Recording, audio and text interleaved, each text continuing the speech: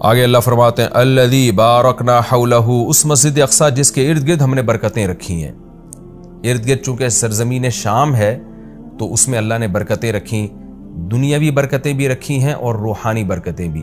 روحانی برکتیں یہ ہیں کہ جتنے پیغمبر اس سرزمین میں آئے کسی دوسری زمین میں نہیں آئے، اور جتنے پیغمبروں کی وہاں قبریں ہیں سرزمین شام میں اور بیت المقدس میں، اتنی قبریں پیغمبروں کی کہیں نہیں ہیں، کسی اور جگہ پہ اتنی قبریں نہیں ہیں۔ اور دنیاوی برکتیں کیا ہیں کہ وہاں کی پیداوار، وہاں کی ہوا وہ بہت صحت کے لیے مفید ہے۔ انار، وہاں کا زیتون، وہاں کی انجیر، یہ سارے ایسے برکت والے پھل اللہ وہاں پیدا کرتا ہے اور بہت وافر مقدار میں۔ میں ترکی کے میں شام کے بارڈر تک گیا ہوں۔ پہلے تو شام کا علاقہ بہت وسیع تھا، تو یہ تو اب جو شام ہے یہ تو تھوڑا سا رہ گیا ہے۔ نبی صلی اللہ علیہ وسلم کے دور کا جو شام ہے وہ تو بہت وسیع رقبہ تھا۔ تو وہ ترکی کے بارڈر پہ جب آپ جاتے ہیں اور شام کی سرزمین ملتی ہے تو آپ کو اندازہ ہوتا ہے وہاں کی ہوا میں ایک خاص قسم کی ایک محسوس ہوتا ہے انسان کو اپنی صحت، اور ایک خاص قسم کی خوشبو محسوس ہوتی ہے۔ اور زیتون بہت کثرت سے پیدا ہوتا ہے، انجیر بہت کثرت سے پیدا ہوتا ہے، انار بہت کثرت سے پیدا ہوتا ہے۔ وہاں کے لوگوں کی صحتیں، ان کے چہروں کی فریشنس وہ صاف بتا رہی ہوتی ہے کہ اللہ نے زمین میں جسمانی برکتیں بھی بہت زیادہ رکھی ہیں۔ اور علماء نے لکھا ہے کہ اللہ نے جب یہ بتایا نا کہ مسجد اقصی کے ارد گرد برکتیں، تو اس سے خود بخود یہ ثابت ہوتا ہے کہ جس مسجد کے مبارک ہونے کی وجہ سے اس کے ارد گرد اتنی برکتیں، تو خود اس مسجد میں کتنی برکتیں ہوں گی۔ تو وہ مسجد بہت زیادہ برکت والی ہے۔ تبھی حدیث میں آتا ہے کہ جو مسجد حرام میں نماز پڑھتا ہے اسے 1,00,000 نمازوں کا ثواب ملتا ہے، اور جو مسجد اقصی اور مسجد نبوی میں نماز پڑھتا ہے اسے 1,000، اور بعض روایات میں آتا ہے مسجد اقصی میں 50,000 اور مسجد نبوی میں 1,000۔ اور یہ بھی رسول اللہ صلی اللہ علیہ وسلم کی صحیح حدیث ہے، لا تشد الرحال الا الى 3 مساجد، کہ سفر کیا جائے گا صرف 3 مسجدوں کی طرف۔ کیا مطلب؟ وہ سفر جو بنیت عبادت ہو، بنیت عبادت یعنی 3 مسجدیں ایسی ہیں جن کی طرف سفر کر کے ان مسجدوں کی زیارت کرنا ہی عبادت ہے۔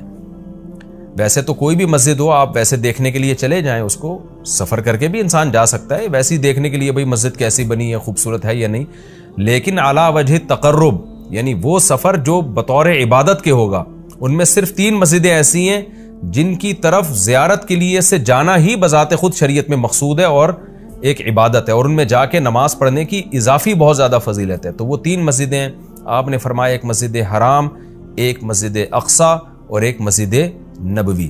تبھی مسلمان جب تک مسجد اقصی آزاد نہیں تھی تو مسلمان مسجد اقصی بھی سفر کر کے جایا کرتے تھے، مسجد حرام بھی، اور مسجد نبوی تک تو الحمدللہ اب بھی جاتے ہیں۔ اور اللہ سے ہم دعا کرتے ہیں کہ اللہ تعالیٰ مسجد اقصی کو دوبارہ آزاد کرائے تاکہ ہمیں بھی وہاں جا کے نماز نصیب ہو اور مسجد اقصی کی ہمیں بھی زیارت نصیب ہو۔ یہ ہر مسلمان کی تمنا ہے، اور بہت سے لوگوں کو اللہ نے یہ توفیق دی ہے، وہاں جاتے ہیں، اور بہت سے لوگ اس زیارت سے محروم ہیں۔ تو ہم یہ دعا کرتے ہیں کہ اللہ تعالیٰ وہ مبارک مسجد جس کی طرف اللہ اپنے حبیب صلی اللہ علیہ وسلم کو معجزاتی طور پر لے کر گیا، اور خاص طور پر ہمارے حبیب صلی اللہ علیہ وسلم کو وہاں نماز پڑھوائی گئی معجزاتی طور پر، اللہ ہمیں بھی اس مقدس سرزمین کی زیارت کی توفیق نصیب فرمائے اور ہمارے لیے آسان فرمائے۔ آگے اللہ فرماتے ہیں لِنُرِيَهُ مِنْ آیَاتِنَا، ہم نے یہ سفر اس لیے کرایا تاکہ ہم محمد صلی اللہ علیہ وسلم کو اپنی نشانیوں میں سے کچھ نشانیاں دکھائیں۔ وہ نشانیاں یہی ہیں کہ جو معراج کی رات آپ کو دکھائی گئیں، پیغمبروں کی زیارت کروائی گئی، جنت جہنم دکھائی گئی، تو یہ ساری بڑی بڑی نشانیاں تھیں۔ خود معراج خود ایک بڑی نشانی ہے۔ اِنَّهُ هُوَ السَّمِيعُ الْبَصِيرُ، اللہ تعالیٰ خوب سننے والا اور دیکھنے والا ہے۔ یعنی انسان تو محتاج ہے کہ جب تک اسے سنایا نہ جائے وہ سن نہیں سکتا، دکھایا نہ جائے وہ دیکھ نہیں سکتا۔ تو پیغمبر صلی اللہ علیہ وسلم بھی خود سے نشانیاں نہیں دیکھ سکتے، اللہ نے دکھائیں، اللہ نے سنائی، لیکن اللہ وہ ذات ہے جو سمیع بھی ہے اور بصیر بھی، اسے وہ ہر وقت ہر چیز کو دیکھ بھی رہا ہے اور ہر وقت ہر چیز کو سن بھی رہا ہے۔ آگے اللہ تعالیٰ ارشاد فرماتے ہیں وَآتَيْنَا مُوسَى الْكِتَابَ، یہ پیغمبروں کا سلسلہ نیا نہیں ہے، پرانا ہے۔ ہم نے محمد صلی اللہ علیہ وسلم کو جیسے کتاب دی ہے اور محمد صلی اللہ علیہ وسلم کو نشانیاں دکھا رہے ہیں، تو آپ سے پہلے موسیٰ علیہ السلام کو بھی ہم کتاب دے چکے ہیں۔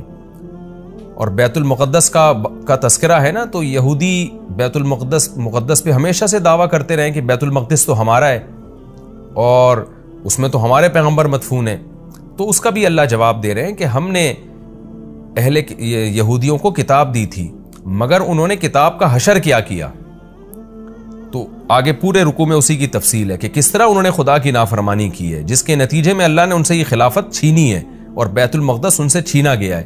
تو اسی کا تذکرہ ہے وَآتَيْنَا مُوسَى الْكِتَابَ، ہم نے موسیٰ کو کتاب دی، وَجَعَلْنَاهُ هُدًى، اور ہم نے ہدایت بنایا تھا اس کتاب کو، لِبَنِي اسرائیل، بنی اسرائیل کے لیے، اللہ تتخذوا من دونی وکیلا، اور ان سے کہا تھا میرے سوا کسی کو کارساز نہ بنانا، اللہ ہی سے دوستی لگانا، اللہ ہی کو اپنا وکیل یعنی کارساز سمجھنا کہ اللہ ہی تمہارے کام بنائے گا بگاڑے گا، لہذا اللہ ہی سے بنا کے رکھنا ہے۔ وکیل کہتے ہیں جو آپ کے کام بنانے والا ہوتا ہے۔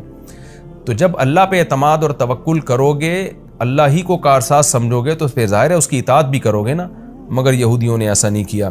آگے اللہ خطاب کرتے ہیں ذریۃ من حملنا مع نوح، اے وہ لوگوں جن کو ہم نے نوح کے ساتھ سوار کیا تھا، اے ان کی ذریت، یعنی اللہ تعالی ہم سب سے، پوری انسانیت سے خطاب کر رہے ہیں کہ تم وہ لوگ ہو جن کو ہم نے نوح کے ساتھ کشتی میں سوار کیا تھا، ان کی اولادیں ہو تم۔ نوح علیہ السلام کے ساتھ کشتی میں بہت سے لوگ سوار ہوئے تھے، ان میں نوح علیہ السلام کے 3 بیٹے بھی تھے، حام، سام اور یافس، جن کا نام بیان کیا جاتا ہے۔ تو باقی ساری نسل انسانیت کی انہی 3 بیٹوں سے چلی ہے۔ تو وہ چونکہ کشتی میں نوح علیہ السلام کے ساتھ سوار تھے، اس لیے اللہ نے کہا کہ تم اے انسانوں، تم ان کی نسلیں ہو جن کو نوح علیہ السلام کے ساتھ ہم نے کشتی میں سوار کیا تھا، جو ان کے 3 بیٹے تھے۔ تو گویا اللہ کا بہت بڑا احسان ہے کہ تمہارے جو باپ دادے تھے نا، نوح علیہ السلام اور ان کے 3 بیٹے، وہ تو شکر گزار بندے تھے، جن کے شکر گزاری کی وجہ سے پوری انسانیت کو تباہ کر کے ہم نے چند لوگوں کو کشتی میں سوار کیا تھا، آگے تم انہی کی نسلیں ہو۔ اگر وہ شکر گزار نہ ہوتے تو تمہیں بھی زندگی اور حیات نہ ملتی، اس لیے آگے فرمایا انہ کان عبدا شکورا، نوح تو اللہ کے شکر گزار بندے تھے، تو تم انہی کی اولاد ہو جن کو ہم نے کشتی میں سوار کیا۔ تو گویا کشتی میں سوار کرنے والوں پر بھی ہم نے احسان کیا اور تم پر بھی ہم نے احسان کیا، کیونکہ اگر ان کو ہم کشتی میں سوار نہ کرتے اور طوفان میں غرق کر دیتے تو تم بھی پیدا نہ ہوتے۔ تو اللہ تعالی ہمیں ترغیب دے رہے ہیں کہ تمہارے باپ شکر گزار تھے، جن کی وجہ سے ان کو اور ان کے بیٹوں کو میں نے کشتی میں سوار کر کے بچایا، تو انہی کی وجہ سے میں نے تمہیں بھی بچایا۔ تو اے ان لوگوں کی ذریت، اے ان لوگوں کی نسلوں جن کو میں نے نوح کے ساتھ کشتی میں سوار کیا تھا، نوح شکر گزار آدمی تھے۔ تو کیا مطلب، تم بھی میری ان آیات کو غور سے سنو اور تم بھی شکر گزار بنو۔ تو آگے نیا مضمون شروع ہو رہا ہے وَقَضَيْنَا إِلَىٰ بَنِي إِسْرَائِيلَ فِي الْكِتَابِ لَتُفْسِدُنَّ فِي الْأَرْضِ مَرَّتَيْنِ۔ اس میں نیا مضمون ہے کہ ہم نے بنی اسرائیل کو بتا دیا تھا کہ تم زمین میں فساد مچاؤ گے، تم ناشکری کرو گے، جس کی وجہ سے تم پر اللہ کے عذاب آئیں گے۔ تو بنی اسرائیل نے ان باتوں پر عمل نہیں کیا جس کی وجہ سے ان پر قوم مسلط ہو کر ان کو عذاب چکاتی رہی۔